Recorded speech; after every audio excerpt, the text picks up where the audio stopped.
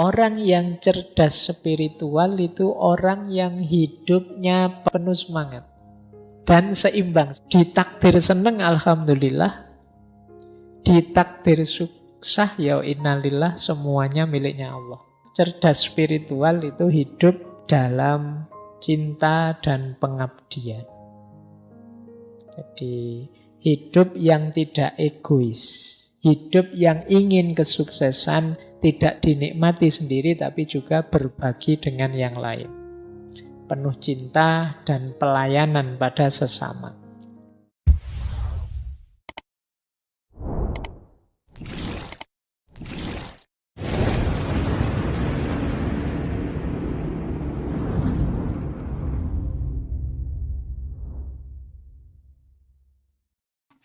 Assalamualaikum warahmatullahi wabarakatuh. Bismillah, mari kita lanjut lagi belajar kita, ngaji kita. Jadi intinya ngaji filsafat itu ya ngaji, kita belajar ya. Segala yang di luar itu bonus. Jadi bonus itu ada, alhamdulillah, tidak ada ya, tidak masalah. Bahkan termasuk pemahaman kita, kepandaian kita, itu ya anugerah sebenarnya bonus. Karena yang bisa kita lakukan hanya belajarnya. Maka ayo kita mulai ya, nawaitunya belajar. Baik, kita mulai nggih. Kalau ini buah dari sisi hidup konkret kita. Orang yang cerdas spiritual itu orang yang hidupnya pertama semangat dan seimbang. Jadi bukan orang yang loyo, males-malesan, rebahan tidak jelas, tapi semangat, penuh semangat. Dan seimbang. Seimbang itu ya tidak terlalu kayak tadi loh, tidak terlalu berat di spiritualnya saja, melupakan emosional, melupakan intelektual, tapi yo imbang, ya dunia yo akhirat, yo lahir yo batin. Ndak kok batinnya canggih luar biasa tapi lahiriahnya sakit-sakitan, ndak, seimbang. Jadi semangat dan seimbang. Kemudian orang yang cerdas spiritual itu biasanya mampu mengontrol diri dan mengontrol emosinya. Karena saya bilang tadi ya, spiritual intelijen atau kecerdasan spiritual itu mengatasi semuanya. Jadi tidak mungkin orang cerdas spiritual tidak cerdas secara intelektual, tidak cerdas secara emosional.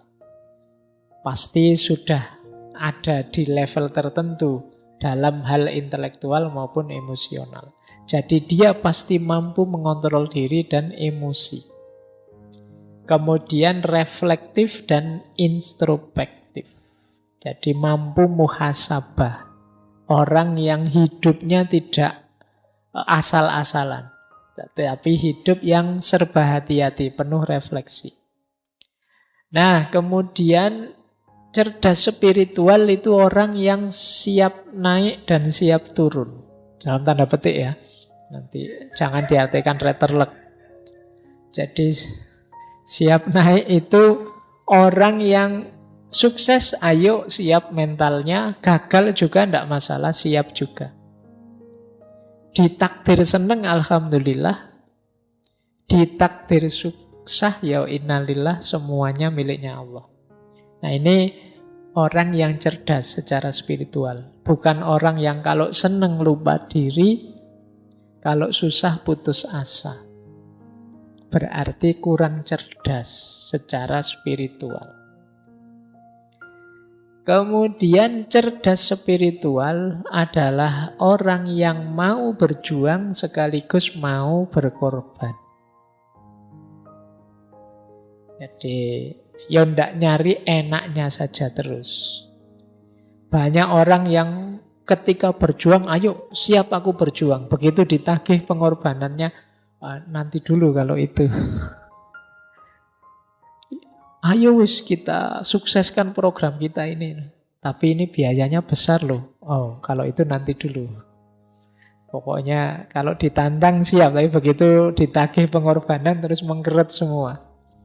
Nah, orang yang cerdas spiritual yo siap berjuang sekaligus siap berkorban. Nah, termasuk yang keenam, cerdas spiritual itu hidup dalam cinta dan pengabdian. Jadi, hidup yang tidak egois, hidup yang ingin kesuksesan tidak dinikmati sendiri tapi juga berbagi dengan yang lain. Penuh cinta dan pelayanan pada sesama. Nah, ini ciri-ciri cerdas spiritual. Nah, sekarang strateginya. Ini tipsnya. Ada rumus hati, heart. Ini singkatannya. Ini biar kayak stand up itu terus ada singkatannya. Nah, hanya adalah heal in his presence. Jadi, hidup yang sehat di hadapannya. Jadi, itu simbol orang yang sebut saja kalau bahasa agama khusyuk.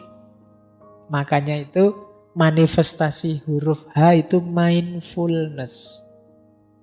Hidup yang sungguh-sungguh, hidup yang khusyuk, tidak asal-asalan.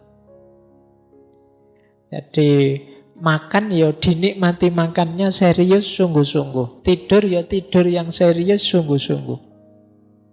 Kita kan jarang tidur serius hari-hari ini. Kita selalu ketiduran. Ya kan? Saya tidak tahu apa kalau teman-teman ini masih tidak kayak waktu kecil dulu. Cuci kaki, cuci tangan, terus ke atas tempat tidur, terus berdoa, terus tidur. Kan sekarang tidak begitu. Pokoknya capek ya ke atas tempat tidur, baca HP sampai ketiduran. Jadi kita tidak pernah tidur, yang ada kita ketiduran. Pasti tidak menikmati tidur. Tidak mindful. Padahal setiap aktivitas yang baik, yang bermanfaat, kalau mindful itu pasti manfaat dan efeknya luar biasa untuk hidup kita. Kalau serius, tapi seringkali karena kita tidak serius, ya kita tidak dapat banyak manfaat dari situ. Sholat, ngobrol, ngaji, silaturahim, baca buku, dan lain sebagainya, itu kan aspek-aspek yang kegiatan-kegiatan yang baik dalam hidup kita. Tapi karena kita tidak sungguh-sungguh, tidak mindful tadi, ya efeknya jadi tidak maksimal.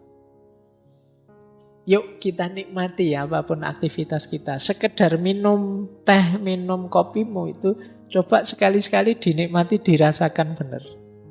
Wong sekarang teman-teman makan saja kan didampingi HP. Jadi sambil makan, sambil nyekrol Instagram, sambil lihat Twitter, jadi makannya tidak dinikmati. Kadang-kadang kita tidak tahu, mungkin laukmu diambil temanmu apa kamu tidak, lo kok tiba-tiba habis.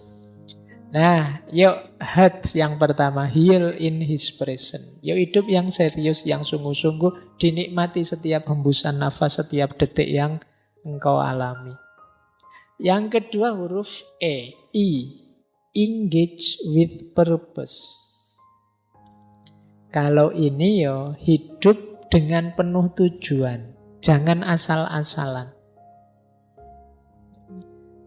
Saya Pak ingin target ini, jangka pendeknya ini, jangka menengahnya ini, jangka panjangnya ini. Ini untuk pendidikan, kalau ini untuk agama, kalau ini untuk hidup bersama sosial, boleh. Catat saja biar tidak lupa target-target, tujuan-tujuan. Akan membuat hidup lebih bersemangat. Jadi engage with purpose, hidup yang terlibat dengan tujuan. Kemudian ada huruf A, I, achieve with gratitude. Yuk berjuang sungguh-sungguh tapi dengan penuh rasa syukur. Jadi tidak dengan kecewa, tidak dengan dendam, tidak dengan kebencian, tapi dengan penuh rasa syukur. Itu akan membuat hidup menyenangkan, membahagiakan. Kemudian huruf R, rise with patience and humility. meningkatlah dengan sabar dan kerendah hatian. Kalau ini butuh penataan emosi, emotional regulation. Yuk kita meningkat, tapi yuk jangan kesusu, ada tahapan-tahapannya. Yang sabar. Kemudian thrive with compassion. Kalau ini kasih sayang dan pelayanan. Jadi mari mengupgrade, meningkatkan hidup kita dengan kasih sayang. Nah, jadi ini rumus dari hati, namanya heart. Mindfulness, kemudian purpose, gratitude, emotional regulation, compassion, and service. Ini akan jadi kunci jadi kita orang yang cerdas secara spiritual. Nah, wah ini tulisannya kecil-kecil. Pasti tidak terbaca. Saya ambil strategi dari 3 tokoh. Yang pertama Dana Zohar tadi. Kata Dana Zohar, SQ yang tinggi menuntut integritas pribadi yang paling kuat.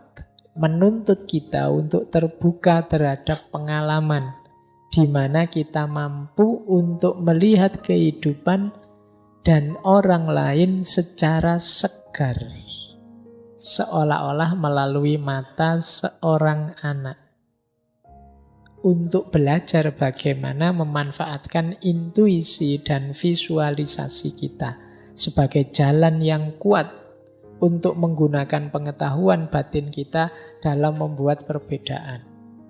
Saya baca kayak gini, saya yakin teman-teman tidak paham. Ini menuntut agar kita berhenti berlindung pada apa yang kita ketahui dan terus-menerus mengeksplorasi dan seterusnya. Itu dari buku terjemahannya. Jadi nanti ya saya jelaskan saja. Saya baca dulu. Yang kedua dari Hank Scrum. Intinya sama, 3 strategi ini. Apa yang menjadi nasihat terbesar sepanjang masa? Kata Scrum, tetaplah seperti anak kecil.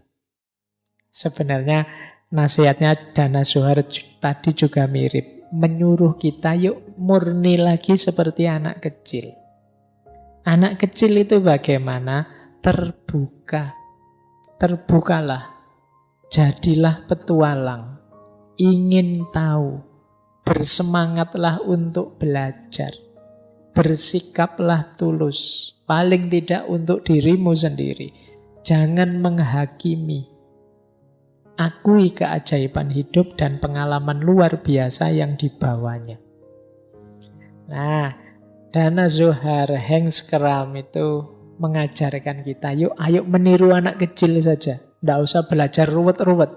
Anak kecil itu lebih prospek secara spiritual. Yang pertama apa? Mereka terbuka.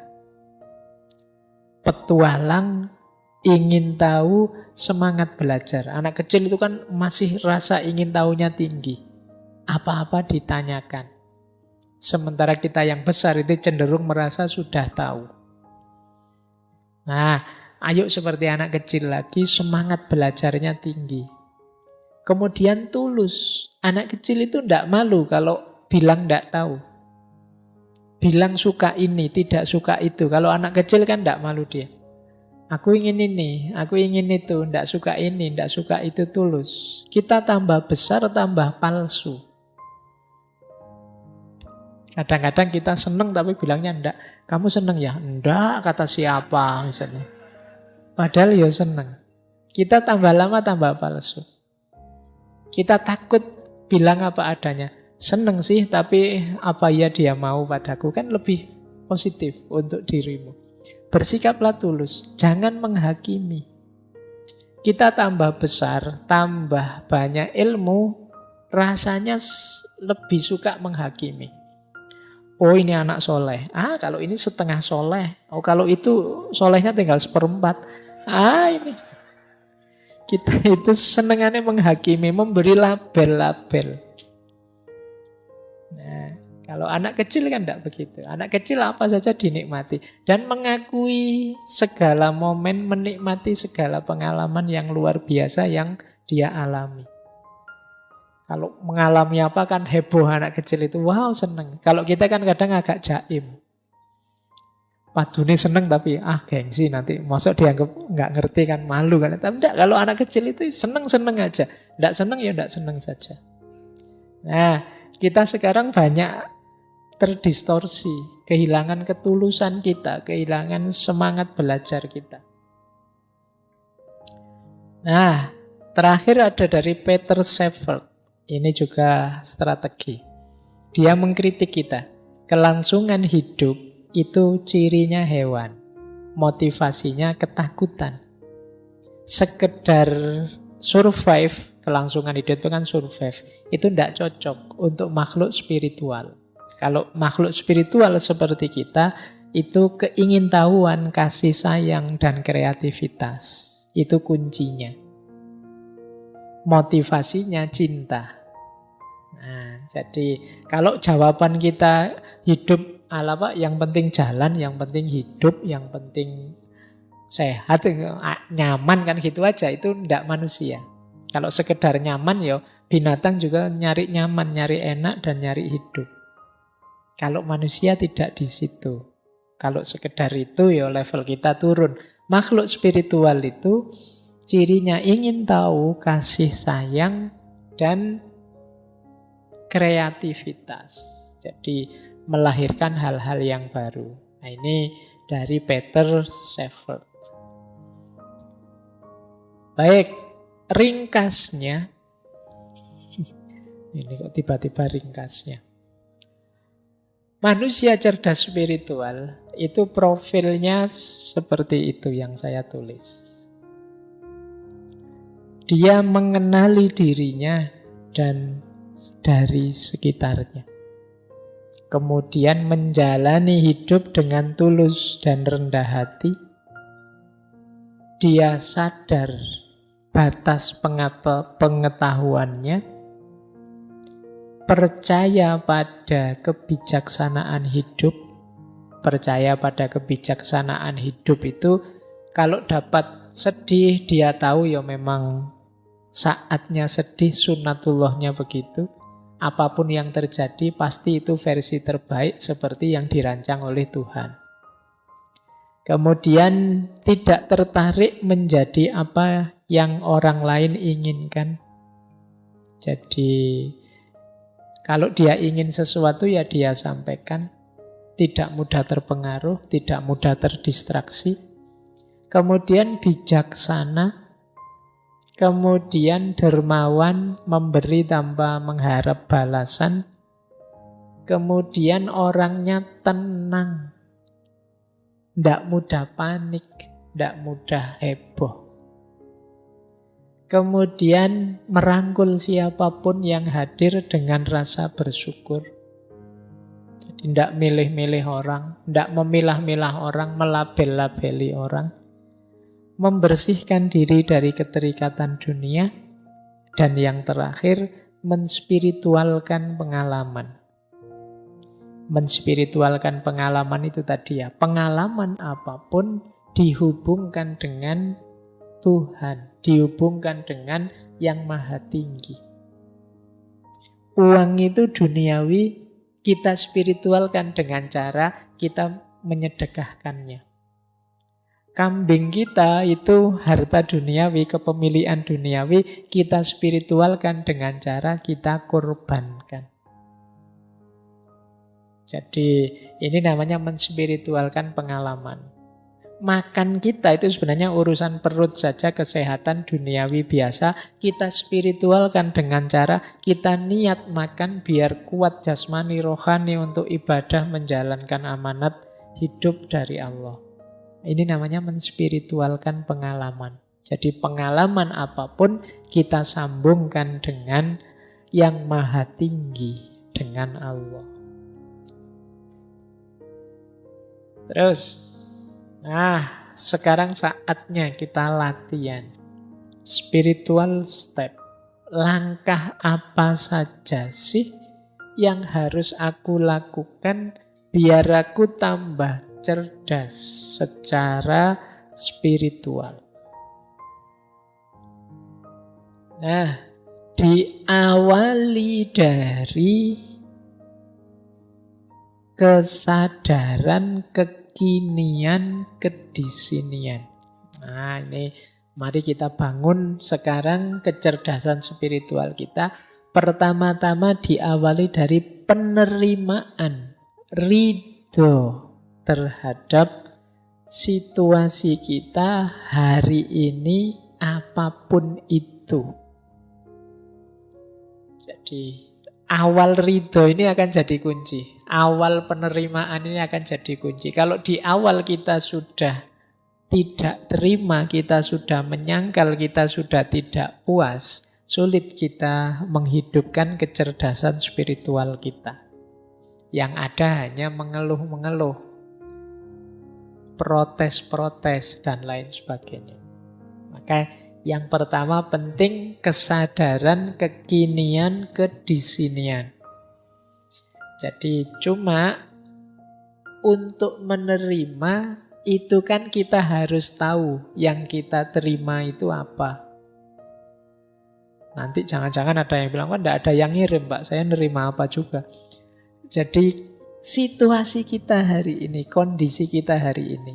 Nah, untuk tahu situasi yang harus kita terima, disitulah pentingnya ilmu. Jadi pengetahuan, baik tentang diri kita maupun tentang situasi lingkungan di sekeliling kita. Oh iya, saya sadar aku ini sampai detik ini masih orangnya pemarah. Saya terima dulu. Jadi banyak orang yang pemarah tapi tidak ngaku kalau dia pemarah.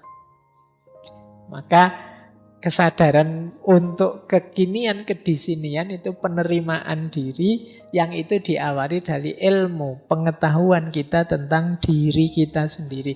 Aku ini tipe yang orang gimana sih? Nah, diterima dulu, jangan diingkari, jangan denial. Kalau sudah, baru niat, azam yang kuat, niat. Saya masih pemarah, saya tahu, tapi aku akan berusaha untuk lebih baik. Nah, ini niat untuk jadi lebih baik. Setelah kita terima diri kita apa adanya. Jadi ridho, niat. Kemudian yang ketiga, refleksi tentang hakikat diri kita yang sejati. Kalau ini ideal. Aku itu seharusnya bagaimana sih? Nah, ini idealnya, yang nomor 3. Jadi ini mungkin aspek tafakurnya. Yuk kita pikir, aku itu harusnya gimana? Mengapa sih Allah itu menjadikanku seorang muslim yang hidup di Indonesia, di desa ini, punya saudara seperti ini, teman-temanku kok tipenya gitu semua, dan lain sebagainya. Jadi kita memahami kalau begitu aku harus apa? Aku harus bagaimana? Diriku harus dibentuk seperti apa? Nah, ini refleksi tentang hakikat diri kita. Kemudian saatnya berjuang, niat yang kuat, kemudian kita tahu target tujuan kita yang ideal tadi, kemungkinan kita akan bertemu banyak halangan dan rintangan. Di situ saatnya kita menaklukkannya. Jadi kita mungkin ketemu kemalasan kita sendiri, kita ketemu teman yang tidak mendukung kita, macam-macam. Nah, itu halangannya. Saatnya kita menaklukkannya. Tapi lagi-lagi kita juga harus ngerti ilmunya. Jadi nanti di setiap tahap itu kuncinya ada di ilmu. Kita harus tahu halangannya apa. Oh, ternyata halangannya itu nafsuku sendiri. Oh, ternyata halangannya itu lingkungan sekelilingku. Oh, ternyata halangannya itu. Nah, ini yang harus dibersihkan. Kalau dalam tasawuf, ini fase ketika kita bersih-bersih diri, namanya takholli. Setelah itu kita belajar kemungkinan-kemungkinan yang bisa kita tempuh untuk meningkatkan diri. Saya itu bisa lebih baik kalau pakai jalan ini. Pakai jalan ini juga bisa, pakai jalan itu juga bisa, Pak. Ada banyak kemungkinan. Nah, tapi dari banyak jalan nanti kita pilih satu kan tentunya. Yo ada banyak jalan kan tidak mungkin kita pilih semua. Nanti pening sendiri. Kalau sudah kita pilih satu, ya kita jalan di satu itu. Meskipun kita sadar orang lain mungkin ngambil jalan yang berbeda, monggo saja. Dan kita komitmen di jalan yang satu itu. Fokus di jalan yang kita ambil untuk memperbaiki diri tadi. Banyak kita hari ini sudah menetapkan mengambil satu jalan, tapi tidak fokus di jalan yang diambil, malah fokus di jalannya orang lain untuk mencari keburukannya jalannya orang lain.